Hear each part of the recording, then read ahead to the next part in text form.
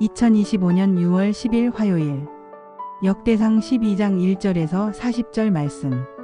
다윗의 용사들 한마음 한뜻으로 나아오다. 서로 섬기고 연합할 때 큰 기쁨을 경험합니다.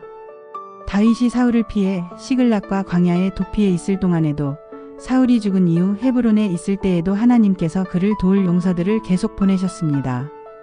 그들은 한마음과 한뜻으로 다윗을 도우려 했던 충성된 자들입니다. 다윗은 하나님의 도우심으로 마침내 헤브론에서 온 이스라엘의 왕이 되었습니다.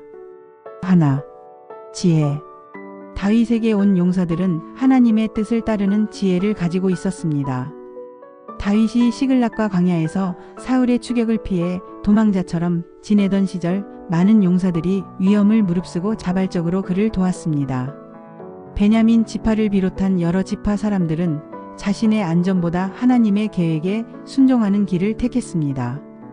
아마새는 성령의 감동으로 다윗에게 충성을 맹세했고, 이사갈 자손은 시대를 분별하는 지혜를 가졌으며, 스불론은 흔들림 없는 충성을 보여준 지파로 소개됩니다. 이들은 상황이 아닌 하나님의 말씀과 섭리를 기준으로 판단한 자들이었고, 그 수는 날마다 늘어나 마침내 하나님의 군대와 같은 강한 공동체로 성장하게 됩니다. 둘, 도우심. 하나님은 하나님의 사람에게 필요한 동역자를 더하십니다. 다윗이 왕이 될 것을 확신한 이스라엘 각 지파는 무장한 군사들과 능한 자들을 보내어 하나님의 일에 동참하게 합니다.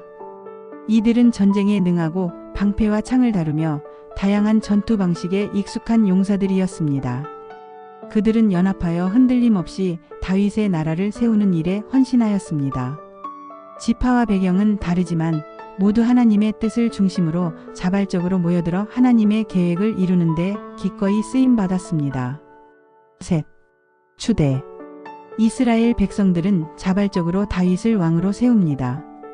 모인 사람들은 모두 한 마음으로 다윗을 왕으로 세우며 큰 잔치를 벌였습니다. 단순한 축제가 아니라 언약 공동체가 함께 기뻐하며 하나 되는 자리였습니다. 이들은 억지나 명령이 아닌 자발적인 순종으로 나아왔고, 온 백성이 함께 먹고 마시며 참된 기쁨을 나누었습니다. 다윗의 즉위에 나타난 이스라엘의 결속은 하나님의 말씀, 하나님의 도우심, 이스라엘의 순종으로 이루어진 결과였습니다.